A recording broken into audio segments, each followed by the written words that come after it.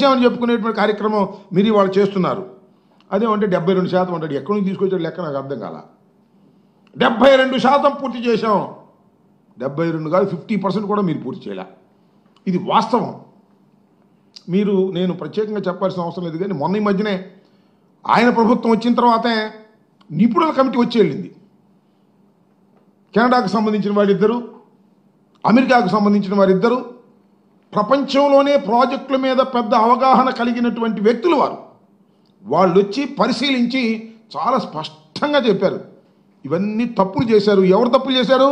చంద్రబాబు నాయుడు గారు అధికారంలో ఉన్నప్పుడు 2014-19 మధ్యలోనే తప్పిదాలన్నీ జరిగాయని చెప్పారు. ఇంకో మాట అంటాడు చంద్రబాబు నాయుడు గారు, అబద్ధం, అసత్యం, అవలీలగా చెప్పగలిగినటువంటి సామర్థ్యత కలిగినటువంటి వ్యక్తి ఈ భారతదేశంలో ఎవరన్నా ఉన్నారంటే పొలిటీషియన్స్లో అది నారా చంద్రబాబు నాయుడు గారు అని చెప్పడంలో ఏ విధమైన సందేహం లేదు. ఏమంటాడు? అధికారంలోకి మేము వచ్చిన తర్వాత అంట కాంట్రాక్టర్ని మార్చేసామంట. కాంట్రాక్టర్లు మార్చేయటం వల్లనే డయాఫ్రమ్ వాల్ కొట్టుకుపోయిందట. అనేక సార్లు చెప్పాను నేను. చంద్రబాబు నాయుడు గారు విన్నారు, అప్పుడు దేవినేని ఉమా గారు విన్నారు, ఇప్పుడు నిమ్మల రామానాయుడు గారు వింటున్నారు. డయాఫ్రమ్ వాల్ కొట్టుకుపోవడానికి గల కారణం ఏమిటి? Question mark. ఆలోచించమని మనం చేస్తున్నా. ఒకటే సింపుల్, కాఫర్ డ్యాములు కంప్లీట్ కాకుండా డయాఫ్రమ్ వాల్ వేశారు. అదేమంటే చంద్రబాబు నాయుడు గారు చెప్తున్నాడు డయాఫ్రమ్ వాల్ 414 రోజుల్లో పూర్తి చేశాం. ఏమి లాభం? సింగడి అద్దంకి వెళ్ళి వచ్చాడన్నట్టుగా 414 రోజుల్లో నువ్వు పూర్తి చేస్తే ఏమి లాభం అంటున్నా? 414 రోజుల్లో పూర్తి చేయటము, 14 రోజుల్లో పూర్తి చేయటము కాదు. అక్కడ డయాఫ్రమ్ వెల్ వేసే ముందు గోదావరి నదిలో ప్రవాహాన్ని డైవర్ట్ చేసి 2 కాఫర్ డ్యాములు నిర్మించిన తరువాత మాత్రమే డయాఫ్రమ్ వాల్ వేయాలి. Is the protocol. దీన్ని భిన్నంగా డయాఫ్రమ్ వాల్ వేసేసి కాఫర్ డ్యాములు కంప్లీట్ చేయకోకుండా చేతులు ఎత్తేసి ఇవాళ మమ్ములు అంటారు ఏంటి నాకు అర్థం కాలే. ఇవాళ వేస్తున్నారు డయాఫ్రమ్ వాల్ కొత్తది. నేను పోయినసారి చెప్పినట్టుగా ఒక మన సీజ్ ది షిప్ సందర్భంలో చెప్పే కదా, పెళ్ళి చెల్లికి జరగాలి మళ్ళీ మళ్ళీ అని. మళ్ళీ డయాఫ్రమ్ వాల్ మళ్ళీ ఇంకో డయాఫ్రమ్ వాల్ మా వాళ్ళు వేశారా? మీ వల్ల, మీ అసమర్థత వల్ల, మీ అవగాహన రాహిత్యం వల్ల, మీ అవినీతి వల్ల మళ్ళా 2వ డయాఫ్రమ్ వాల్ వేయాల్సిన పరిస్థితి వస్తుంది. వాళ్ళ ఎంత డయాఫ్రమ్ వాల్ అది? మళ్ళీ 900 కోట్ల రూపాయలు డయాఫ్రమ్ వాల్ మళ్ళీ ఖర్చు పెట్టాల్సినటువంటి పరిస్థితి అక్కడ ఏర్పడతా ఉంది. దీనికి కారణం ఎవరు? నారా చంద్రబాబు నాయుడు గారు కాదా? మళ్ళా చెప్తున్నా, డయాఫ్రమ్ వాల్ వేసే ముందు కాఫర్ డ్యాములు 2 కంప్లీట్ చేసిన తర్వాత మాత్రమే, నదిని డైవర్ట్ చేసిన తర్వాత మాత్రమే వెయ్యాలి. వేశారు. మేము వచ్చామంట, కొట్టుకుపోయిందంట.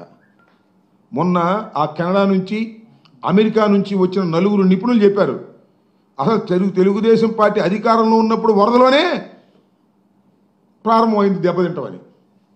డయాఫ్రమ్ వాల్ దెబ్బతింటాం ఆ రోజునే ప్రారంభమైంది, మేము వచ్చిన తర్వాత కాదు అని వాళ్ళు చాలా స్పష్టంగా చెప్పారు. ఒకసారి చదువుకోమని మనం చేస్తున్నాం.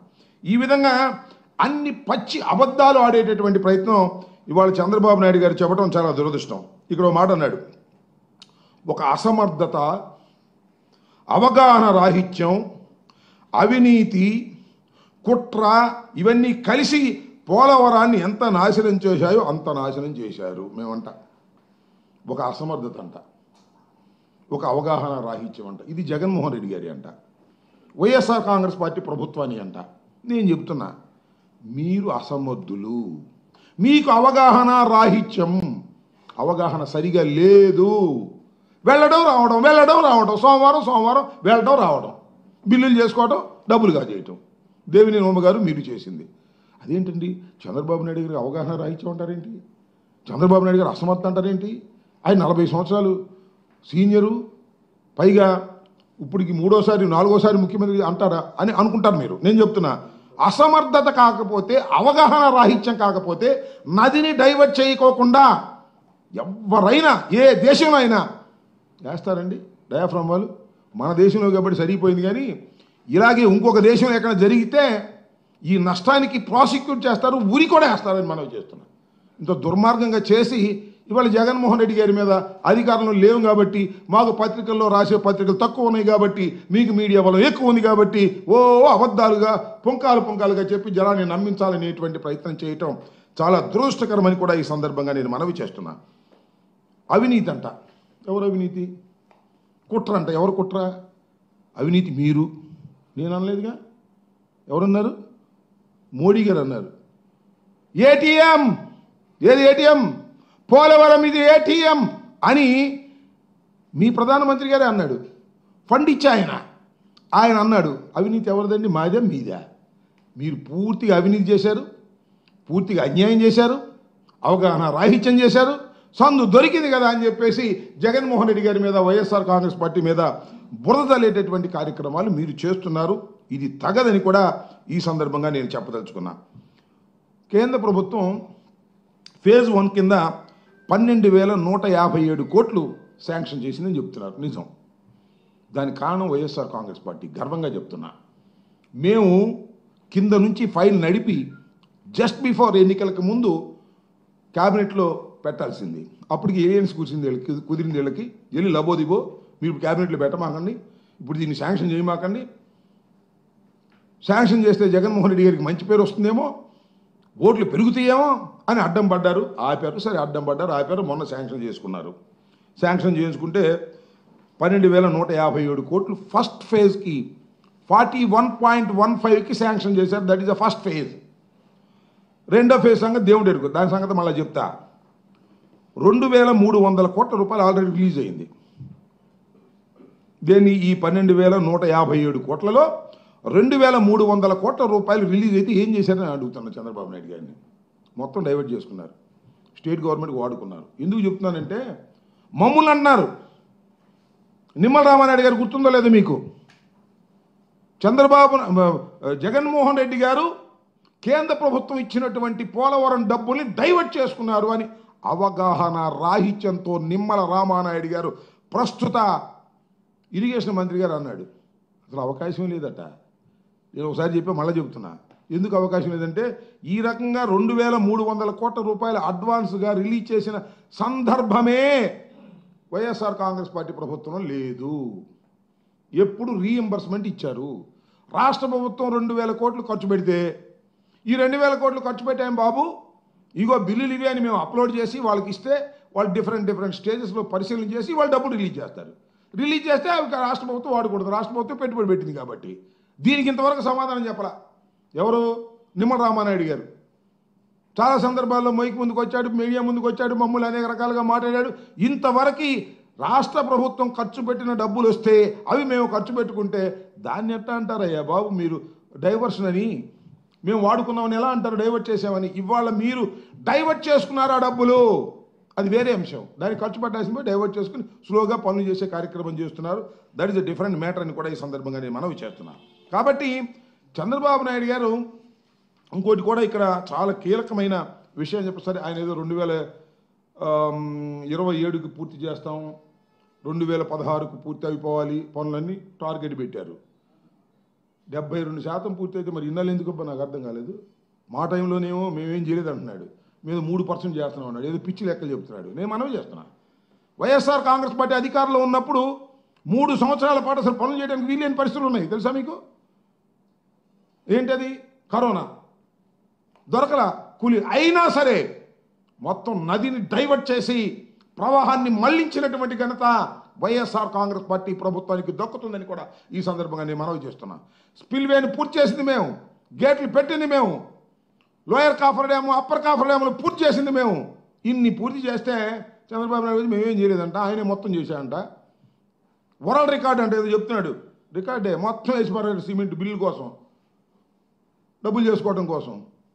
స్పిల్వే ముందు కాంక్రీట్ టప వేసా, ఏమి లేదు దానికి, వేసేయటమే. వేసేసారు, బిల్లు చేస్తున్నారు, డబ్బులు తీసుకున్నారు. ఆ నవయ్యగాతో షేర్ కలుపుకున్నారు. రామోజీరావు గారు బంధువు నవయ్యగా వీళ్ళు డబ్బులు తీసుకునే కార్యక్రమాలన్నీ చేసేటటువంటి పరిస్థితికి వచ్చి ఇవాళ మమ్మల్ని మాట్లాడేటువంటి పరిస్థితి చేస్తున్నారు. ఇంకో అంశం నేను 2-3 సార్లు అడిగాను, కానీ చంద్రబాబు నాయుడు గారు కానీ రామానాయుడు గారు కానీ సమాధానం చెప్పరు. ఏంటంటే 2 దశలు. ఒకటి ఫస్ట్ దశ ఇప్పుడు పూర్తి అయిపోతుందని చెప్తున్నాడు కదా, 2027కు పూర్తి చేసే బాధ్యత మాది అని చెప్తే మంచిది. నేను ఒక మాట అడుగుతానండి, ఏమనుకోవద్దు చంద్రబాబు నాయుడు గారు, ఇంత ముందు కూడా చెప్పారుగా, 2018కి పూర్తి చేసి ఎన్నికలకు వెళతాం అని బల్ల గుద్ది చెప్పారుగా. ఏమైంది ఆ రోజు? 2018 తర్వాత 19కి వచ్చావు, 19 ఎలక్షన్ జరిగినాయి, మీరు ఓటమి పాలయ్యారు. మేము కూడా చెప్పాం పూర్తి చేస్తామని. తర్వాత మేము చెప్పాం మీ డయాఫ్రమ్ వాళ్ళు కొట్టుకుపోయింది కాబట్టి పూర్తి చేసేదానికి సమయం చాలదని కూడా చెప్పాం. అది నిజమైంది. ఆ రోజు 2018కి పూర్తి చేస్తామని బల్లలు గుద్దినప్పుడు కూడా ఈనాడు, ఆంధ్రజ్యోతి వాళ్ళ మీడియా దుమ్ము దులిపేశారు. వాళ్ళు ముడిపేసినట్టు. ఇవాళ పేపర్లో చూస్తే ఆశ్చర్యం వేస్తుంది నాకు. పరుగులు పెడుతున్న పోలవరం అంట. ఎక్కడ పరుగులు పెడుతుందో నాకు అర్థం కాల. అయిపోయింది పోలవరం అంటున్నారు. 27కి చేస్తూ ఉన్నారు. మంచిదే, చేయండి. 27కి చేయొచ్చు. అక్కడ పెద్ద పనులన్నీ మేము మా టైంలోనే చాలా వరకు పూర్తి చేసాం. మ్యాక్సిమం చేయాల్సింది డయాఫ్రమ్ వాల్ని కంప్లీట్ చేసి దాని మీద ఎర్త్ రాక్ ఫిల్లింగ్ డ్యామును పూర్తి చేస్తే ఖచ్చితంగా నీళ్లు నిలబెట్టి నీళ్ళని 2 కాలువలకి వదలడానికి అవకాశం ఉంటుంది. This is the fact. Chandrababu Naidu గారు 2027కు చేస్తానంటాం. సంతోషం, చేయమనండి. మాకు ఏ విధమైన అభ్యంతరం లేదు. చేయడానికి కూడా అవకాశం ఉందని నేను మాజీ ఇరిగేషన్ మంత్రిగా నేను కూడా భావిస్తూ ఉన్నాను. అయితే 2 దశలు 41.15, 45.72. ఇక్కడ మొన్న చంద్రబాబు నాయుడు గారు చెప్తున్నాడు కదా, మొన్న 12,000 కోట్ల రూపాయలు విడుదల చేశారని మొదటి ఫేజ్కి. ఇక్కడ జరిగినటువంటి కుట్రనండి. చంద్రబాబు నాయుడు గారు పాపం కేంద్ర ప్రభుత్వంతో భయపడి అంగీకరించాడో తెలియదు నాకు, లేకపోతే మోడీ గారు చంద్రబాబు నాయుడు గారు మాట్లాడుకుని చేశారో నాకు తెలియదు. ఆ రోజున ఏ విధంగా అయితే ప్యాకేజ్ తీసుకుని అది ఎగ్గొట్టేశారో, ప్రత్యేక హోదాని ఎగ్గొట్టేశారో, అదే రకంగా ఇవాళ 41.15కు మాత్రమే ఈ ప్రాజెక్టును పరిమితం చేయడానికి చంద్రబాబు నాయుడు గారు అంగీకరించారు. 2వ దశ లేదని చెప్పారు. 2వ దశ ఉంటే మొన్న క్యాబినెట్ నోట్ చూపించమని అడుగుతున్నాం, దాన్ని చూపించలేదు.